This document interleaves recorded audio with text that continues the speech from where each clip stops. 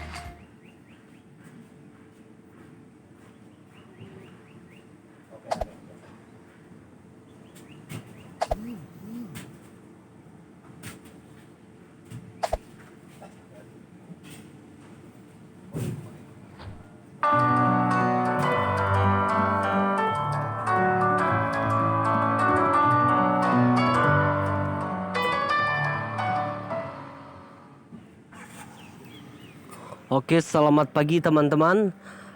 Mari kita mendengarkan satu perdebatan atau diskusi semalam ya, antara saya dengan seorang muslim yang pengen nantang-nantang gua dan akhirnya dia ketiteran teman-teman. Saksikan video berikutnya.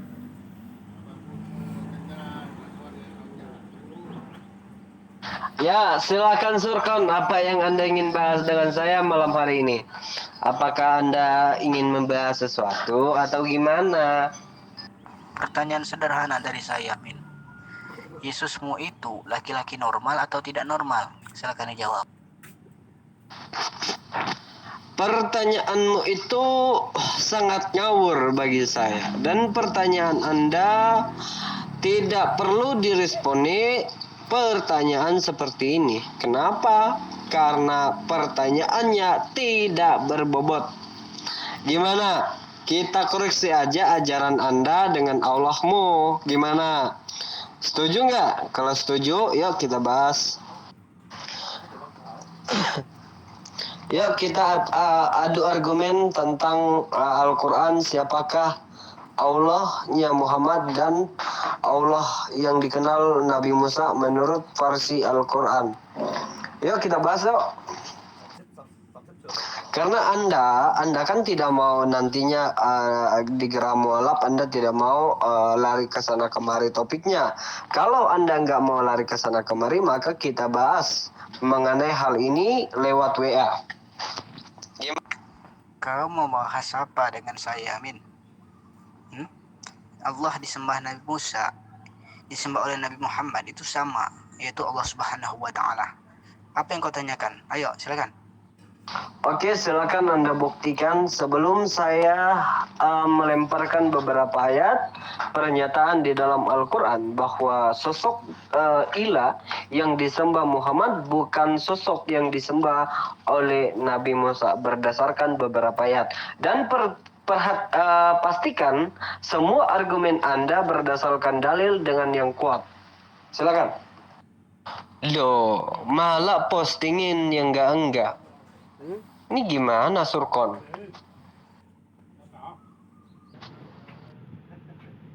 Ya, silakan Anda tampilkan ayatnya, surat berapa, ayat berapa, silakan. Dan Anda pastikan setiap argumen Anda pastikan dengan kuat. Jangan menggunakan nalar asal bicara tanpa ada kitab yang Anda petikan. Sementara yang saya akan petik ini semua berdasarkan dari kitabmu. Loh, saya yang bertanya kepada Anda. Anda kan tadi mengatakan Tuhannya Musa dan Muhammad itu beda berdasarkan dalil dari Al-Quran. Nah, sekarang saya minta ayatnya di mana? Ayo, saya tanya Anda, di mana ayatnya bahwa Tuhan yang disembah Musa dan Muhammad itu beda? Silakan tampilnya ayatnya di sini. Berdasarkan fitnah Anda tadi, Anda kan tadi mengatakan Musa dan Muhammad itu beda Tuhannya. Silakan buktikan. Mana ayatnya? Biar saya Surkan, tadi kan Anda yang menyatakan bahwa Tuhan yang disembah Musa dan yang disembah Muhammad adalah Tuhan yang sama. Nah, sekarang kan saya yang minta kepada Anda menunjukkan dalilnya di mana terletak ayat itu. Silakan. Tidak ada karangan yang saya buat. Semua ini berdasarkan dalam kitabmu menurut penelitian saya. Dan inilah sosok dari Tuhan yang disembah oleh Muhammad. Tapi sebelum itu, Anda tunjukkan dulu karena Anda tadi menyatakan bahwa Tuhan yang disembah Musa adalah Tuhan yang disembah Muhammad. Loh, saya kan sudah bilang Tuhan yang disembah oleh Muhammad dan Musa itu sama. Anda minta dari mana? Dari Al-Quran atau Bible? Dari Al-Quran sudah jelas. Ya, Tuhan yang disembah Musa dan Muhammad itu sama. Kalau di Bible sama, jelas. Ya, untuk apa lagi dibahas? Sekarang Anda tunjukkan saja dalilnya. Di mana pernyataan Anda bahwa Musa itu menyembah Tuhan yang berbeda dengan Muhammad? Baik. Menurut catatan Al-Quran yang saya dapat, perbedaan antara Tuhan yang disembah Musa dan Muhammad itu adalah dua Tuhan yang berbeda. Yang pertama, Allah tidak berfirman.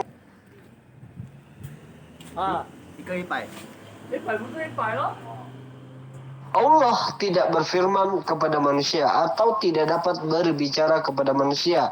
Sedangkan Allah yang dikenal Musa bisa berbicara kepada manusia atau langsung berbicara kepada Nabi Musa.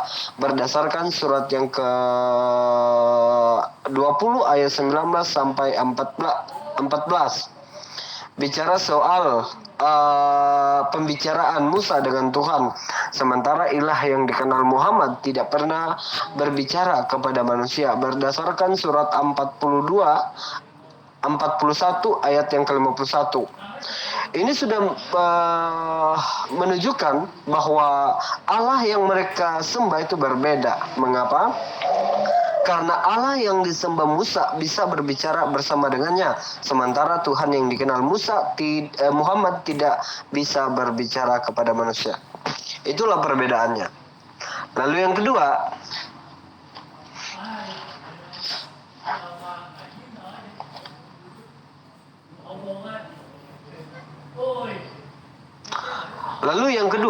Allah Tuhan yang dikenal Musa mengutuk semua jin-jin dan setan-setan berdasarkan surat 35 16 sampai 15. Sedangkan Tuhan yang dikenal Muhammad atau yang disembah Muhammad itu mengasihi iblis dan iblis itu pun beriman kepada Al-Quran.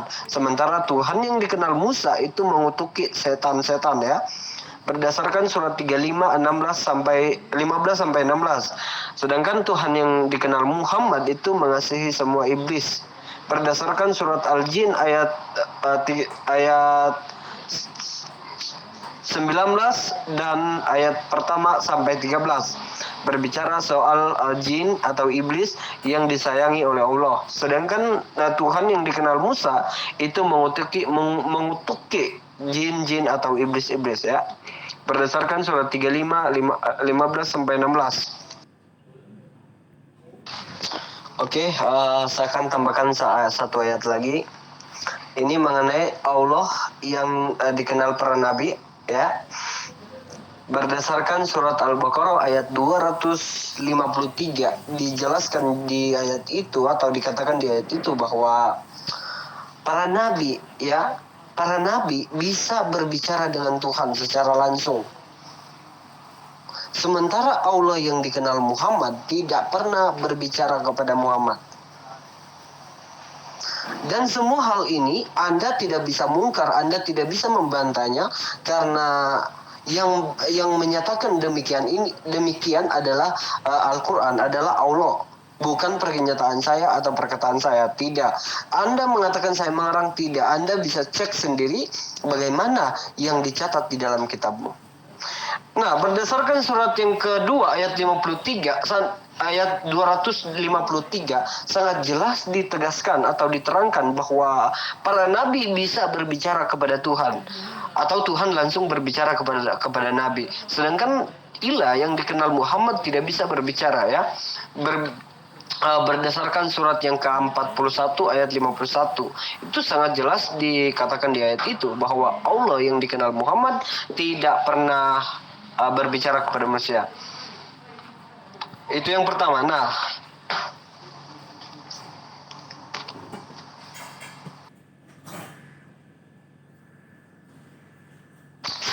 Lagi di surat An-Nisa ayat 164 juga dikatakan bahwa Tuhan berbicara kepada Musa. Anda bisa baca sendiri ya. Jadi jelas sekali di ayat ini, dalam ketiga ayat ini ya, surat yang ke-20 ayat 9 sampai 14 dan surat yang kedua ayat 253, surat 4 ayat 64 berbicara soal bagaimana Musa mendapat atau berbicara kepada Tuhan secara langsung ya.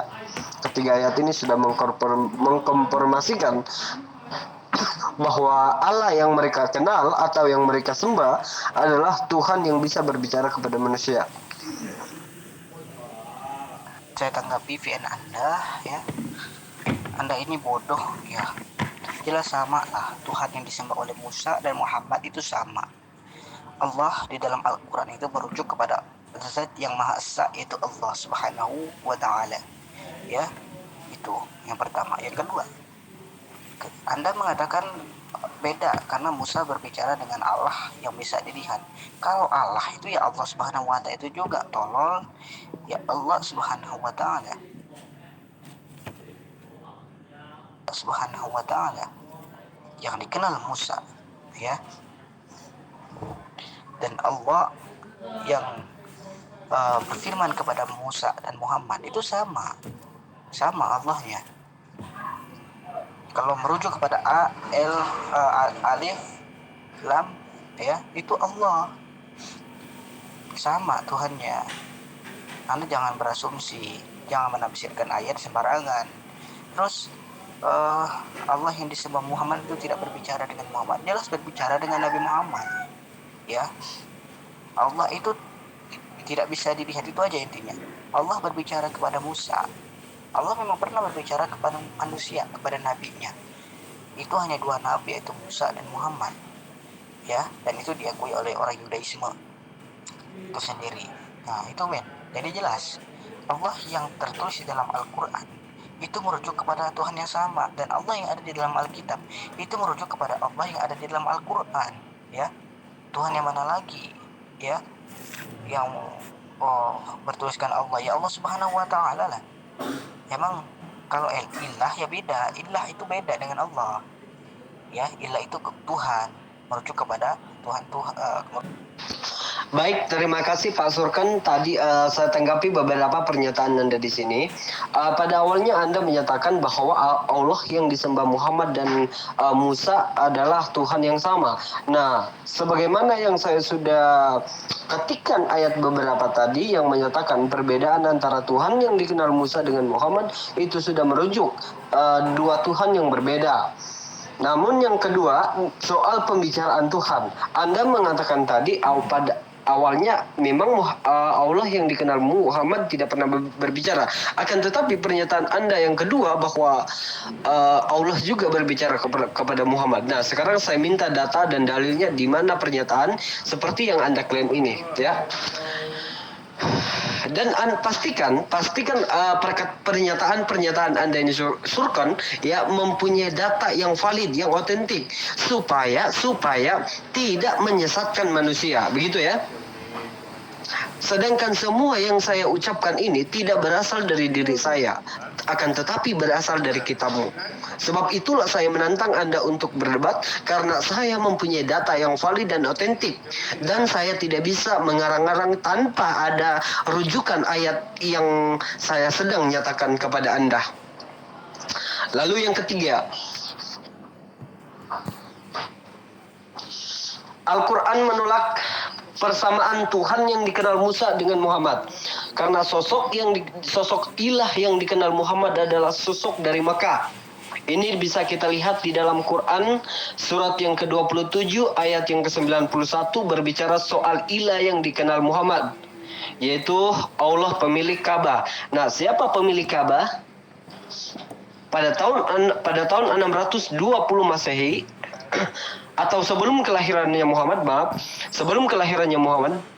para pagan Quraisy menyembah Allah di Mekah. Ya. Dan di mana Allah yang mereka sembah itu, ternyata Allah yang mereka sembah itu bisa atau mempunyai otoritas memberikan makanan-makanan kepada mereka. Dan ilah yang mereka sembah itu tersurat atau tercantum di dalam kitab Anda, yang dimana pagan-pagan Quraisy ini menyembah kepada Allah yang mempunyai anak 3 perempuan, yaitu Manat, Lata, dan Ulaza, berdasarkan surat An-Najm ayat yang ke-18 sampai 20, berbicara soal ilah yang disembah oleh pagan Quraisy, dan sosok inilah ilah yang disembah oleh Muhammad. Namun ada beberapa penafsir atau para ulama atau para ustadz yang menafsirkan demikian, bahwa patung-patung berhala yang disembah oleh pagan-pagan Quraisy itu sudah dirusak atau sudah dihancurkan. Namun patung-patung yang mereka sembah tetap masih ada. Akan tetapi tempatnya aja yang dihilangkan. Akan tetapi tempat itu diperbarui oleh Muhammad pada tahun 624 Masehi. Ya. Jadi jadi kesimpulannya ilah yang dikenal Muhammad adalah ilah yang disembah oleh bekas penyembahan pagan Quraisy. Ya, Anda sendiri baca ya. Baca ayat yang saya sudah ketik tadi ya, beberapa ayat pernyataan sosok ilah yang dikenal Muhammad. Baik. Kelihatannya Pak Surkan belum muncul ya. Oke, tapi nggak apa-apa, saya akan lanjutin aja. Karena Pak Surkan mungkin lagi kebingungan atau gimana, saya nggak tahu. Nah, inilah Allah yang dikenal Musa menurut Al-Quran ya. Surat 15 ayat 33 sampai 36 berbicara soal Tuhan yang dikenal Musa. Ternyata Allah yang dikenal Musa ini mengutuk para iblis ya. Mengutuk iblis itu dan mengeluarkan mereka dari surga ya. Lalu Allah yang dikenal Muhammad, ternyata Allah menginginkan agar iblis itu beriman kepadanya bersama dengan Al-Quran. Terdapat di surat An-Naml ayat 128 berbicara soal ilahnya Muhammad. Ternyata Allahnya Muhammad ini menyayangi kepada iblis ya, iblis dengan jin. Nanti Anda baca sendiri ya, surat An-Naml ayat 128. Sedangkan ilah atau Allah yang dikenal Musa menurut versi Al-Quran ternyata mengutuk iblis dan jin berdasarkan surat 15 ayat 33 sampai 36. Oh ya Pak Surkan, sebelum saya akan melanjutkan, saya akan mendengarkan Anda lebih dulu. Baik Yasmin, lo ini goblok ya. Jelaslah Allah yang disembah oleh Musa, Muhammad itu sama. Buat apa lagi kau tanya? Terus saya tadi menyatakan bahwa Tuhan yang disembah oleh Muhammad ya itu sama dengan Musa, sama. Tapi Allah itu tidak sembarangan berbicara dengan manusia. Cuma manusia-manusia pilihannya. Contoh Musa dan Nabi Muhammad pernah berbicara dengan Allah secara langsung, tapi mereka tidak melihat Allah, itu aja intinya. Muhammad pernah berbicara dengan Allah saat Isra dan Mi'raj di Sidratul Muntaha saat menerima wahyu, yaitu sholat 5 waktu ya. Terus di dalam Bible sendiri itu dinyatakan bahwa Allah itu sama. Kalau Anda merujuk kepada bahasa aslinya yaitu original text Hashem atau Yahweh Fafi, atau dalam bahasa aslinya itu adalah Hashem atau Allah, dalam bahasa Indonesia itu adalah merujuk kepada Allah Subhanahu wa taala. Kalau Anda menggunakan bahasa Ibrani Aramaik itu adalah Allah ya, atau Ibrani itu Hashem atau Yahweh.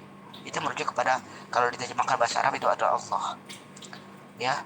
Terus di dalam Bible itu Allah itu bukan zat, bukan roh ya, bukan roh. Di dalam kitab Kejadian pasal 1 itu katanya Tuhan itu, Elohim itu adalah roh Elohim melayang-layang di atas samudra ya. Itu salah terjemahan, itu bukan roh, tapi itu adalah angin yang ditiupkan oleh Hashem, bukan Hashem itu berbentuk roh, bukan. Salah paham orang Kristen itu, dibodohi oleh gereja ya. Karena Tuhan yang dikenal di dalam perjanjian lama di kitab Torah, kitab kamu itu bukanlah berbentuk roh, lebih tepatnya zat ya. Ini sudah jelas sama, buat apa lagi dipertanyakan ya. Gini Pak Surkan, Anda sudah 2 kali menyatakan bahwa Allah berbicara kepada Muhammad. Sekarang tunjukkan data dalil yang menyatakan bahwa Allah berbicara kepada Muhammad. Sedangkan di surat 41 ayat 51 berbicara soal Allah tidak bisa berbicara kepada manusia, yaitu kepada Muhammad. Coba tunjukkan. Kamu jangan berasumsi. Makanya saya tuh paling malas debat sama orang-orang seperti kalian ini. Mau ngajak-ngajak debat, tetapi kalian sendiri cuma berasumsi ketika saya mengomentari.